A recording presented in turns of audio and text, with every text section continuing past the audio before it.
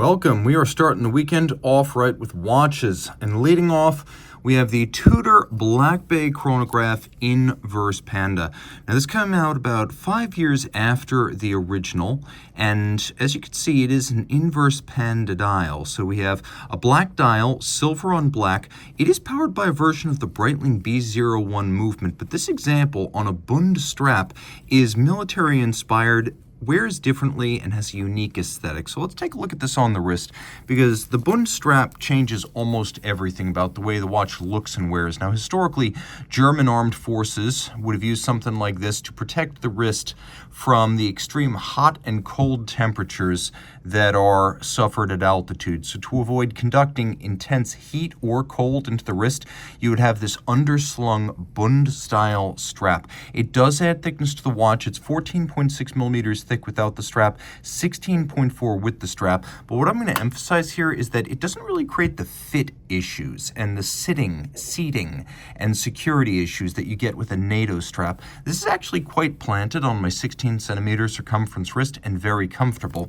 The other thing you can see too is that it easily converts from a Bund to a conventional strap. This pulls right through, and then the opposite side, once you've dismounted the one side, you dismount the spring bar, you pull this strap through its closure on this side, reattach it. Now the watch is on a conventional strap with a folding clasp. It's a 41 millimeter stainless steel case, 200 meters water resistant, and as you can see, it's actually quite well loomed. No shortage on that count. The watch includes a little nod to the old Snowflake Submariners, the late 60s through mid 70s. And where things get a little strange is the presence of a Breitling movement in this Tudor watch. Changes are made, and you can see the most obvious one externally. The Breitling has a 30-minute chrono counter, whereas the Tudor version has an uncommon 45-minute register. Other changes include a swap of the Breitling non-free sprung regulator, which was a combination of a micrometric adjustment and Etikron, for a Rolex style free sprung regulator. So all the adjustments done using variable inertia masses on the balance rim. The other change that Tudor makes is swapping the ferrous hairspring used on the Breitling version for a silicon hairspring, because Rolex Tudor have access to that technology in-house, which makes the watch more magnetically resilient. Automatic winding, chronometer certified, super crisp column wheel, one of the best features of the Breitling B01. The feel and the sound, the snap of the column wheel. Vertical clutch engagement, and again, chronometer certified. This is the 41 joule version of the B01 with the twin registers. It does have hacking, it does have a quick set date, a really nice piece. Always a little bit of a quirk of these modern Tudors. They have the pre-1968 rose logo on the crown, and then the post-1968 shield logo on the dial. I always like to include a few accessible watches in these shows, and so with Tudor I'm able to do that, bringing in a watch that I feel is the best first generation Rolex Explorer 2 homage I've ever seen. This is the Black Bay Pro officially. Unofficially, you can call this an homage to the 1655. You got a lovely watch, 39 millimeters in diameter, and powered by an MT5652 movement, 70 hours of power reserve, free sprung, full balance bridge, anti-magnetic silicon hairspring, and you've got this dual time capability. So this is a true dual time here, and one of the time zones is in a 24-hour format, and so I can move the local time, even driving the date forward or backwards as I travel, which is quite handy, but then I pull the crown out all the way. Now everything sets in sync. You can see the orange hand, an homage to the orange arrow, although not quite in arrow form. That is tracing a 24-hour arc, so it moves once around the dial per 24 hours. That is your reference time. That is the place where you are not.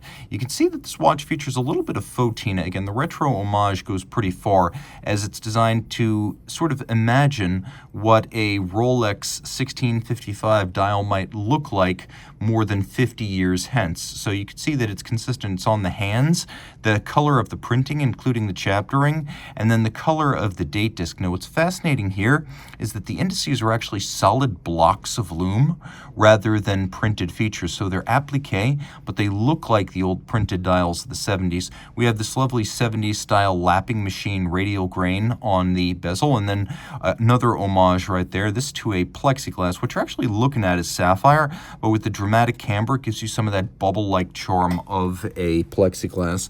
Take a quick look, no shortage of lumen. Also note all 4 hands lumen, so you can read that second time zone.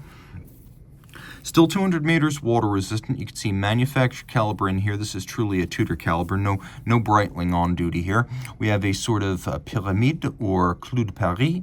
It's not cut, but it's molded. And we've got this somewhat superfluous but attractive contrasting stitch. Again, matching that ecru loom on the dial. We've got a profile on the bottom that is a nod to the hand style of the Snowflake Submariners, as are the 2 hour hands and the seconds hand here. The watch is easy to wear. It's a lot smaller than the Black Bay, especially the Black Bay Bund that we just saw. It wears a lot like a Black Bay 58. If I had to make a comparison, it would be like a Black Bay 58. That's how it fits, that's how it sits. It's not super thick, though it's also not thin. This is probably flat enough to fit underneath most cuffs and all jacket sleeves. A really fun dual-time watch from Tudor that gives a nod and a wink to some of Rolex's greatest hits. All right, so I have always thought that Ulysse Nardin is the most underrated brand in watchmaking, and that some of its all-time great references really need to be collected now before the newly independent Ulysse Nardin regains currency with collectors and credibility with connoisseurs. Because I think, especially when you're talking about the first 2 generations of the Freak, you're talking about the most important modern watch by any brand. Between putting the movement on the dial, the extended power reserve, the pioneering use of silicon, double direct impulse escapement, this watch was the watch of our era. So many different threads of design and engineering that would influence countless others. So the original Freak came out in 2001. In 2005, the unofficial Freak 2, the Freak 28,800 vibrations per hour debuted, and it represents a substantial change to the original, and the changes are for the best.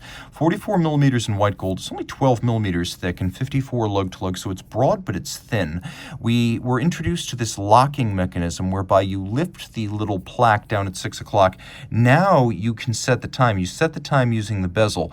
The baguette movement, which is also a carousel, is the minute hand, and below that there is a hour hand. And so right now you're looking at 10:40. That's the time now. Now you are looking at 11, and now you are looking at 11:15. It's that simple. You lock the bezel in place by pressing down this little plaque. The original Freak didn't have this, so you could accidentally reset the time by turning the bezel. Now, getting closer, you could see one of the great innovations was Ulysse Nardin's use of silicon escape wheels for mechanical components. You could see each one made of a different type of silicon, chemically almost identical, but with different colorations for a handsome sort of iridescent green and blue effect. Then we have an anti-magnetic silicon hairspring. Note the use of a free-sprung balance for durability and precision of adjustment. And so we also have a baguette-style movement. Basically, this is the entire movement, short of the power supply, which is on the case back. And you'll note that the finishing is outstanding with stripes, blued screws, and mirrored bevels. Now, if you look carefully, you can see that the upper pivot for the carousel actually projects through the sapphire. I'm touching the upper pivot. So that's why Freaks prior to the Freak Cruiser were not water resistant, because there's literally a hole in the sapphire where the upper pivot comes through, and it's easy to miss. There's a sapphire track with metallized golden numerals that acts as the scale for the hands. And then the watch was one of the first really extended power reserve watches on the market. You could see the mainspring, the single huge mainspring on the back, and some of the elements like the giant centrally located mainspring and the centrally located time display were actually elements that Carol Forestier-Casapi, the ace longtime watch development lead at Cartier, now Tag Heuer, she actually came up with that idea and won a prize for it. Ulysse Nardin adopted it along with all the other innovations of the Freak right here. So now the case back, again, used for winding, you turn it just like this, and it doesn't require a whole lot of turns to leap to attention and start operating, and the power reserve really is quite impressive with 7 days duration. You can see Ulysse Nardin's signature nautical blue waves and the anchor, reminding you that the company in Leloc rose to fashion and fame as a manufacturer of some of the world's best nautical navigation clocks or marine chronometers. The watch is large, and it does wear large, but it's more broad. It's very flat. It's thinner than a Daytona, which is saying something, so it slides easily under a cuff. My wrist can wear it, though I think you need a wrist of my size or larger to wear it, so if your wrist is any smaller, look for the original Freak. That one's a 42.5, this one is a 44. All white gold and rose gold, a really special watch and super important. Ulysse Nardin, purchased back from the carrying company by its ownership, now an independent watch brand once more. In 2003, right in the middle of a purple patch of innovation, Ulysse Nardin launched the Sonata, which is, in my opinion, the minute repeater of alarm watches. So 42 millimeters here in white gold. You can see the Sonata features not just an alarm, but also a second 24-hour time zone. We'll turn the lights off real quick. It's a very useful watch, as you can see, quite well loomed. Automatic winding, the movement has over 100 joules. So I can set the watch, just like you see right here, and notice how I can adjust the time, or I can just adjust the alarm. Now, the way this works is that I have a countdown that allows me to set the alarm in countdown terms. So let's say I want the alarm to sound in 2 hours. I just set it like that. Or I can set the alarm to a time, and because I've got this 24-hour dial right next to it, I know whether I'm looking at, for example, 7 p.m. or 7 a.m., for example. Now, the other thing I could do is I could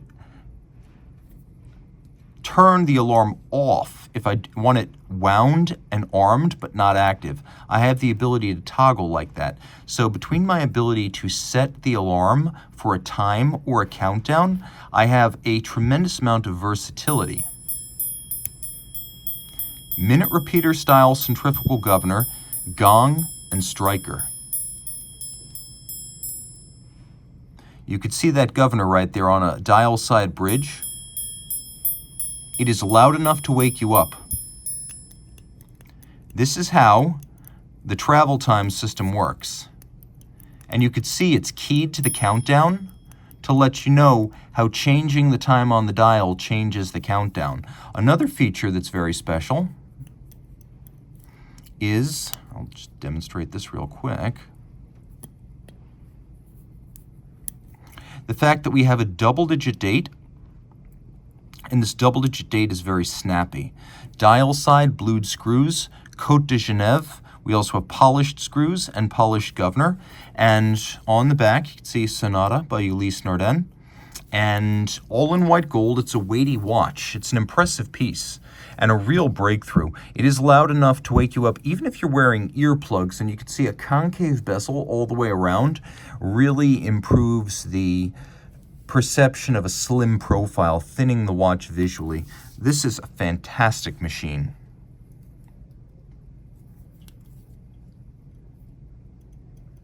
One more feature I want to display. Not only does it have a snappy, instantaneous changing date, but you can see how via the quick set, I'm able to set the date in both directions. A very special watch. Speaking of special, how about a 99-piece limited edition from FP Journe? How about a version of one of the 99 on a bracelet? Now, this bracelet costs tens of thousands of dollars by itself. And when the 2001 to 2005 Ruthenium series Chronometre Resonance was originally launched, the strap was standard. Somebody paid the equivalent of the aftermarket price of a steel Rolex Daytona in 2024 money to put this bracelet on the watch. And it has incredible weight. Platinum case, 40 millimeters, platinum bracelet, white gold clasp, white gold ruthenium coated dial. It is a resonance chronometer, and because it takes about 7 to 10 minutes for resonance to couple the two sides, note 2 individual movements in a single case right there, but because it takes resonance about 7 to 10 minutes to link the two sides of the caliber. You may wind up with seconds hands that are now coupled together, but in different orientations. So to match the orientation, you use the flyback trigger down at 4 o'clock. We have a power reserve indicator up at 12 o'clock, and it actually progresses towards 0 as you wind it because it uses a marine chronometer style power reserve, which tells you how many hours since the last full winding, not how many hours until the watch stops. We do have 2 independently settable time zones, so it can work as a dual time, but that's not really the idea. The idea, which Journe coined, was to take Janvier's resonance clock phenomenon, whereby pendulums or metronomes in close proximity will synchronize to each other, and then translate that to a wristwatch format with a Swiss lever escapement and balance wheels. And so these two sides, barrel, drivetrain, escapement, and balance assembly, there is no physical link between them other than the fact that they share a common base plate. They have 2 separate power reserves. This is a ruthenium-coated brass movement, so we are looking at brass movement era FP Journe. These two things will eventually, via the emanations of frictional losses, they will synchronize to each other so that they beat in opposition. So they don't turn in the same direction, they turn in opposite directions. You can also see that their hairsprings are of opposite orientation, both facing in towards each other. So if due to a shock one is caused to run fast, the other one will be caused to run slower, and they will mutually correct so that the one that's fast will be slowed down and the one that's slow would be sped up, canceling out the effect. And they should vary relative to each other by less than 5 seconds per 24 hours. Now the watch does wear larger on the bracelet. There's no doubt about that, and I'll demonstrate to what extent.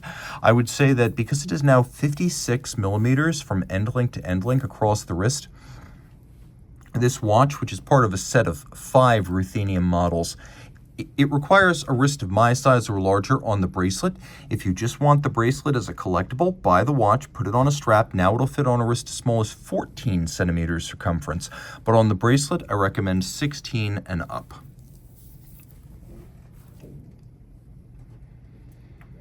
So in 1998, Patek Philippe launched the long-awaited successor to the 1463, whose production lapsed in the early 1970s, right around 70, 71.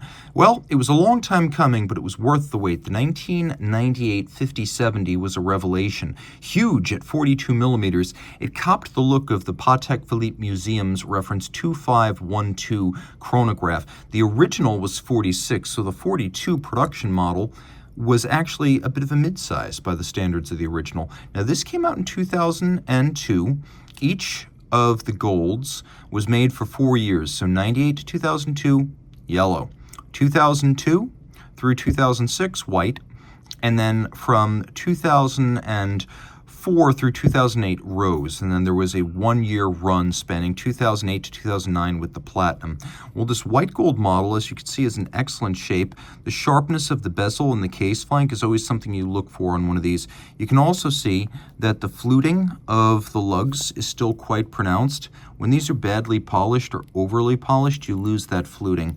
You can also see that Patek used to use rhodium on its white gold, and you could tell because this is as white as that platinum Journe you just saw. The dial with blackened hands and numerals featuring several concentric scales designed to disguise the fact that the CH2770 movement is quite a bit smaller than the case. But you can see there's a tachymeter outboard. I can endorse this 2770 as one of the most beautiful of all time based on the Lemania 2310. It's heavily modified by Patek. Patek increases the power reserve from 48 to 60.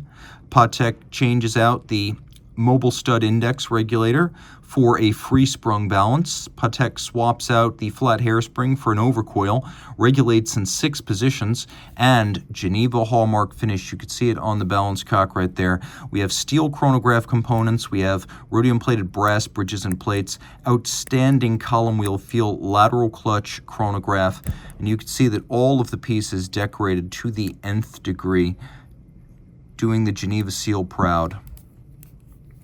A watch that is simply packed with quality. You can also see that the watch has a full clasp in matching white gold, and that it sits nicely on the wrist. It's not excessively broad from lug tip to lug tip, and it's not particularly thick. So while it is very large at 42, that was huge for a dress watch in 1998, it doesn't wear that large. I'd say it wears more like a 38 millimeter round watch based on the lug-to-lug dimension, which is quite compact. An all-time great from Patek Philippe, and one of those chronographs that people always describe as a true model of reference. It's one of those watches against which everything else is measured. Okay, in 2022, Lange and Sohne gave us the second generation of a model that launched to huge acclaim back in 2009. This is the second generation Zeitwerk. The model, 42 millimeters in platinum, includes a couple of new features. But first, let's cut to the part I know you're waiting to see. See how that is crisp perfectly at the index? The charismatic triple jump. Well, one element brought over from the Zeitwerk date of 2019 was the quick change for the hour. Previously, you would have had to have scrolled laboriously, putting additional wear and tear on the movement to change the hours. If you needed to change quite a few hours, you're going to have to scroll through quite a few minutes. So that changes here with the addition of an hour jumper. Now the dial is made of sterling silver with the exception of this time bridge at the center. This is inspired by the 5-minute clock at the Semper Opera House in Dresden, and it's actually part of the movement. It's German silver, but it's been dark coated, so it contrasts with the silver of the dial. And you can see we have one polished screw, we have a beautifully beveled edge, we have snailing across the upper surfaces, and then this is actually a clear sapphire that acts as the center pivot for these discs. It does have a hacking seconds function. You can see it does have a power reserve indicator, and there's some big changes on the case back. As you can see now, the old style Maltese cross stopworks is gone. We now have 2 stacked mainsprings, so power reserve goes from the previous 36 hours to 72. We also have a new arrow straight remontoire bridge right here. It used to look a little bit like a broken arrow. Now it is straight, a little bit more aesthetically pleasing, and there's quite a bit less fluctuation in the amplitude as the remontoire constant force device tops up once a minute from the barrel, so that the barrel with its huge force is not driving the escapement directly, which could result in damage. But there used to be a little bit more fluctuation in the amplitude of the balance within the scope of the minute of energy encompassed by the remontoire. Now it's a whole lot less, so it's a better timekeeper. Throw it on the wrist at 42 millimeters in platinum. It's sizable, there's no doubt about that, but it fits decently well for a watch that is quite large, and I could say that my wrist and even a wrist a little bit smaller could wear this, so consider it for 15 centimeter circumference wrists and larger. And of course, the finishing on a Lange movement speaks for itself. My favorite part, it's actually the solarization on the ratchet wheel. As you can see, we have a combination of mirror polished wheel teeth, which is an extraordinary level of attention to detail, and then double solarization with polished screws on the ratchet wheel itself. Very special. Finally, when we speak of special, I don't come much more special than a Tourbillon from Greubel Forsey. So this is the Tourbillon 24 Seconds. It's a model launched in 2007, and between the original 2004 double tourbillon 30 degree and the 2007 24-second tourbillon, I like this better. The idea of featuring a tourbillon that moves at more than twice the speed of a standard tourbillon was brilliant. It's a better regulator. It's better suited to a wristwatch format. The lateral viewport is genuinely cool, and then you could see that because this is always canted at a 25-degree angle, it's actually rotating through several orientations relative to gravity, restoring the original chronometric intent of Breguet's tourbillon, albeit in a wristwatch format. So the idea is, as it sits on your dresser at night, in any position, it's going to be canceling out the effect of gravity. It's 43.5 millimeters in white gold. The dial is also made of solid gold, but you can see it's been coated with a nickel anthracite coating. In spite of the manic, power-intensive Tourbillon, we still have a 72-hour power reserve. By the way, the scale for the power reserve is actually carved from gold. You can see that the Tourbillon has incredible depth. The two pillars and the bridge fully rounded and black polished. The cage finished just as well. Free sprung, it has an overcoil hairspring with both inner and outer terminal curves. And then you flip it all over and you can see that they're using Mosso, or German silver. It wouldn't be called German silver though, because Greubel Forsey is located in La Chaux-de-Fonds. So we're going to call it Mosso. We have rose gold plates for the name, for the number, enormous fired blued screws, frosted bridges, and this is achieved with a wire brush, creating the effect of vintage acid etching. Golden chaton for the pivot jewels, because this is how it would have been made in the pocket watch era. Fantastic solarization on the base plate below. You can see snailing on the barrel covers. And then so many sharp interior angles, it's hard to register them all immediately. You have to actually count your way through. Full clasp to protect this sizable and valuable watch when it's on your wrist. And as you can see, it will fit on my wrist. So if your wrist is 16 centimeters circumference or larger, game on. Reach out to us if you love these watches. Email us at tmosso@the1916company.com.